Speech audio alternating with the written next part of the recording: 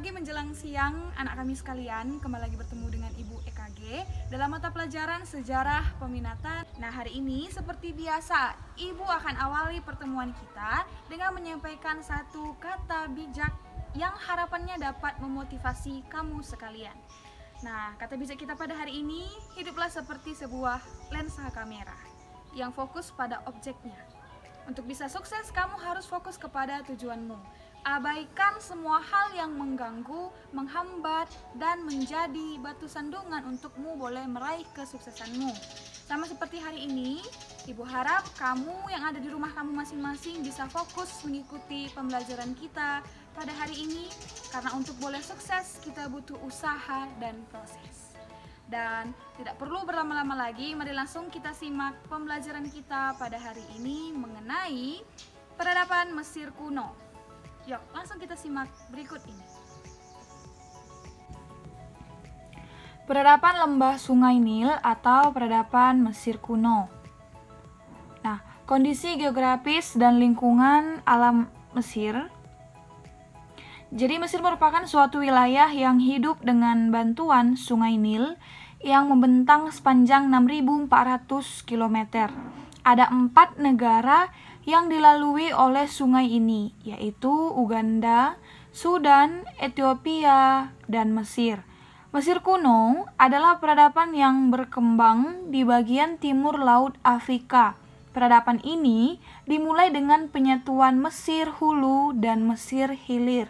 India gambar peta, letak atau wilayah yang dilalui oleh Sungai Nil.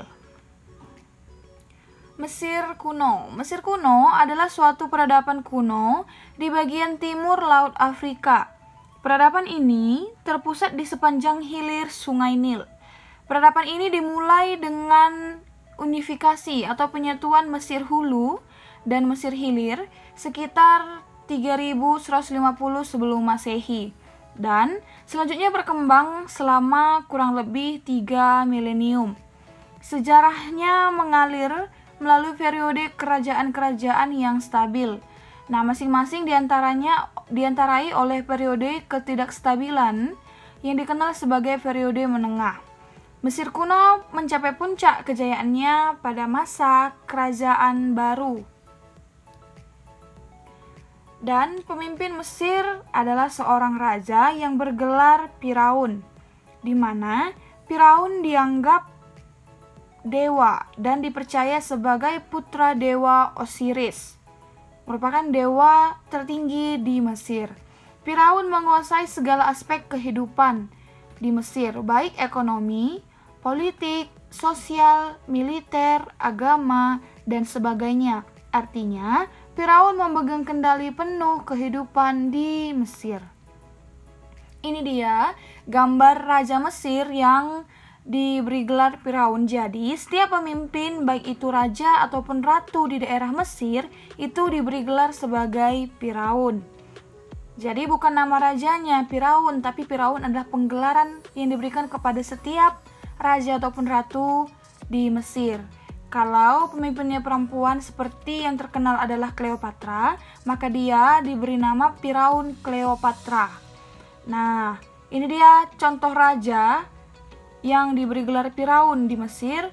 Kemudian ini dia gambar dari dewa Osiris yang dipercaya sebagai pemimpin ataupun penguasa wilayah Mesir.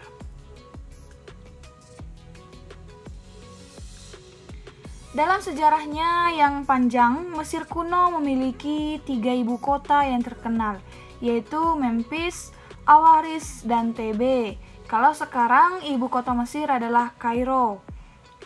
Nah, jadi dulu punya 3 ibu kota, sekarang tinggal 1.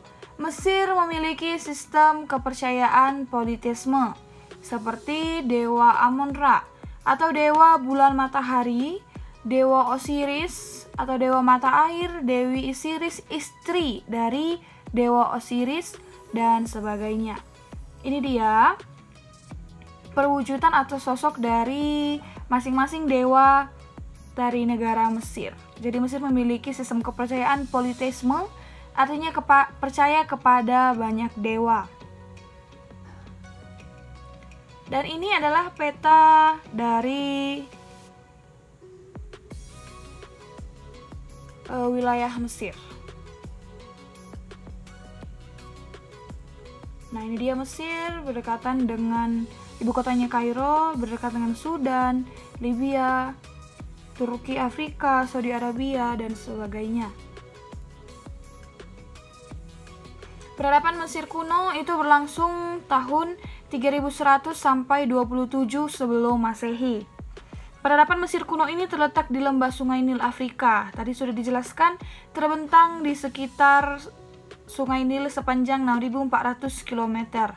Herodotus merupakan salah satu tokoh dari Yunani sekaligus bapak sejarah dunia yang mencetuskan kalau Mesir adalah hadiah dari Sungai Nil karena memang kehidupan Mesir ditopang dan dibantu oleh Sungai Nil sehingga Mesir menjadi negara yang agraris pada masa itu dan jalur perdagangan.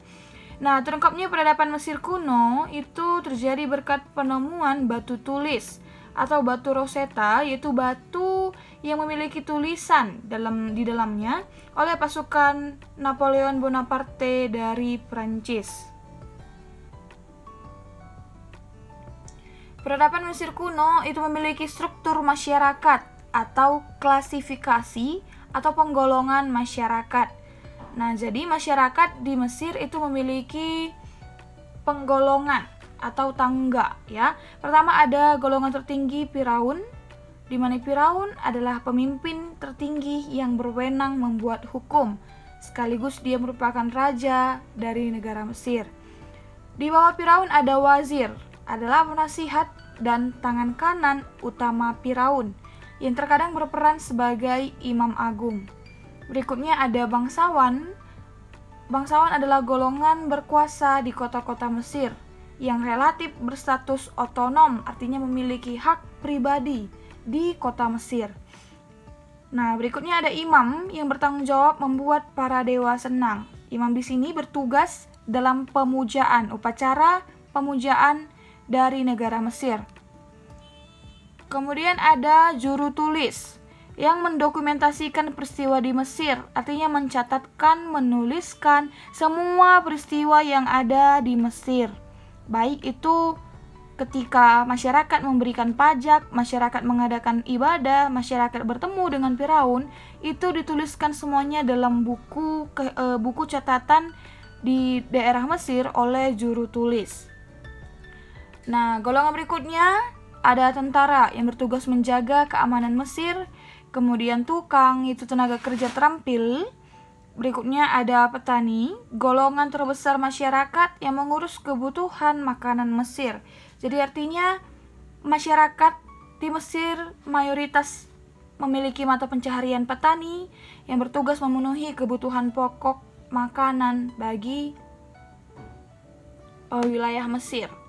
Ada banyak nanti pemilik tanah yang memperkerjakan para petani di lahannya yang diberi fasilitas tempat tinggal, biaya, pakaian, pangan, dan fungsi dari petani tersebut adalah mengusahakan kesuksesan pertaniannya sehingga nanti mengadakan panen untuk kebutuhan makanan Mesir. Kemudian ada budak, yaitu orang tawanan perang. Jadi ada 9 struktur masyarakat yang ada di Mesir kuno. Ada 9 golongan. Nah, kemudian hasil kebudayaan Mesir kuno. Jadi, Mesir kuno memiliki beberapa kebudayaan yang beberapa diantaranya bahkan masih digunakan sampai saat ini. Dewa Amon-Ra, salah satu dewa yang dipuja masyarakat Mesir kuno. Nah, kemudian dia ada juga nanti di sana terlihat kemampuan bertani dengan sistem irigasi yang baik. Itu dimulai dan dimiliki oleh rakyat Mesir. Ada teknik pembuatan roti oleh perempuan Mesir kuno. Ada Sphinx, patung berbadan singa berkepala manusia untuk menjaga piramida, di mana kepala singa itu maknanya adalah kekuasaan, sedangkan kalau berkepala manusia itu artinya kebijaksanaan.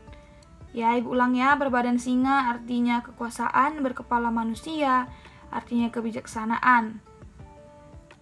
Nah, kemudian ada alat peramal yang dibuat untuk melihat penampakan di langit. Ini berbicara mengenai zodiak. Jadi ternyata zodiak tidak hanya berasal dari daerah Yunani, tetapi juga Mesir kuno dan ilmu perbintangan.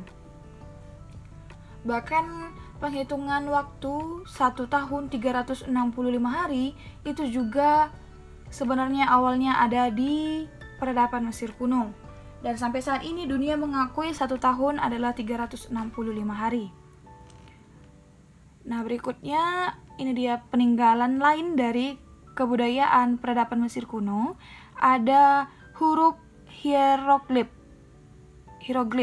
yaitu huruf Mesir yang ditulis di dinding piramida atau ditulis di batu-batuan dan tugu obelisk.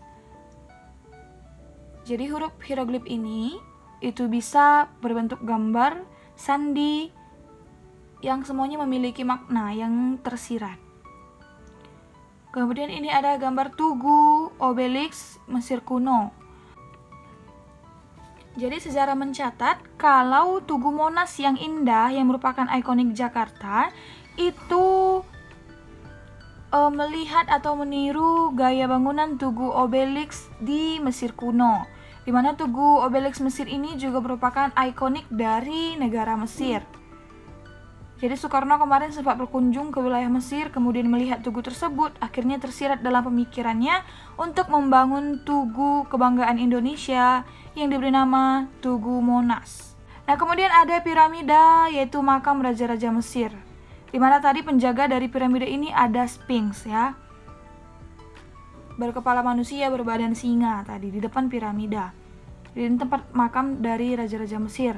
Dan mumi merupakan mayat yang diawetkan dan dimasukkan ke dalam peti. Nah, mumi ini biasanya juga mayat raja-raja.